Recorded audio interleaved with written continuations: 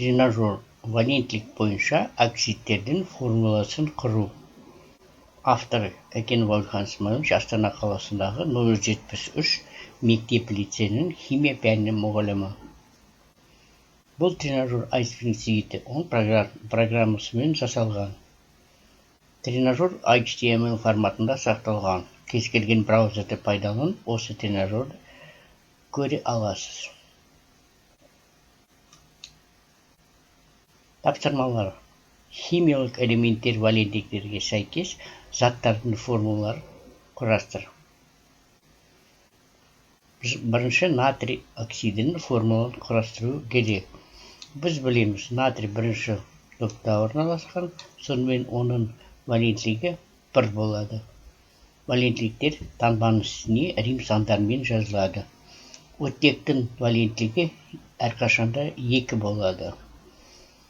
Сонымен формула құрастыру үшін екі сандардың ортақ еслігі табамыз. Ең кіші ортақ еслігі 2. 2 бөлу 1, 2.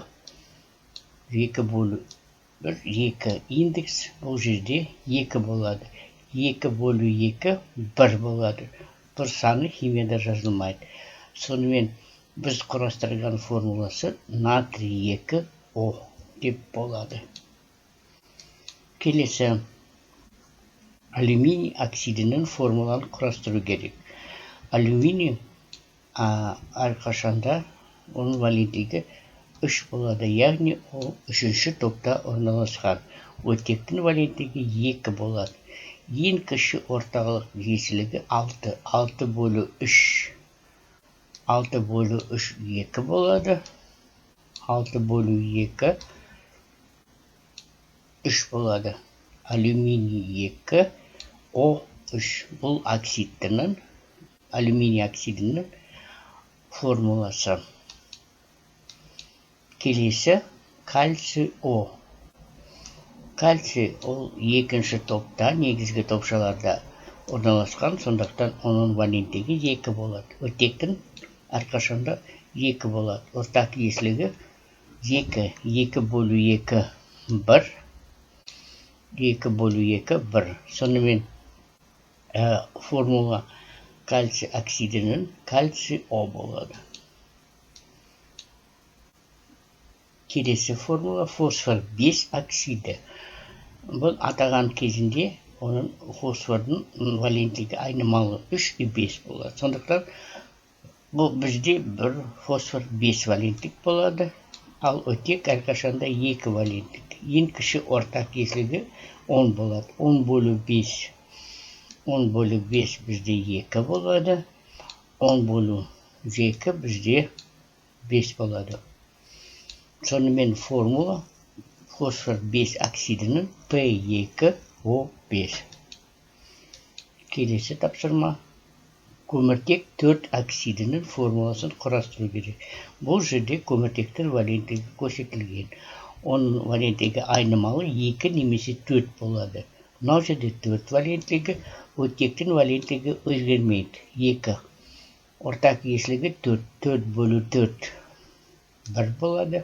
4 бөлу 2, 2. Сонымен көміртек 4 оксидінің формуласы CO2. Келесі тапсырмамызде SO. Күкірт 6 оксидінің формуласын құрастыру керек.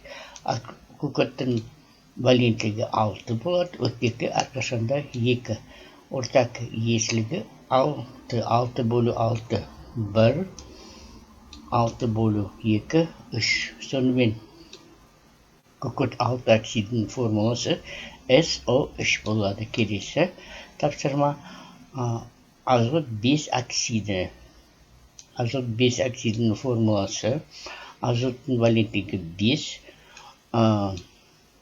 оттектігі 2. Ортақ еслігі 10. 10 бөлу 2, 5, 2. 10 бөлу 2, 5.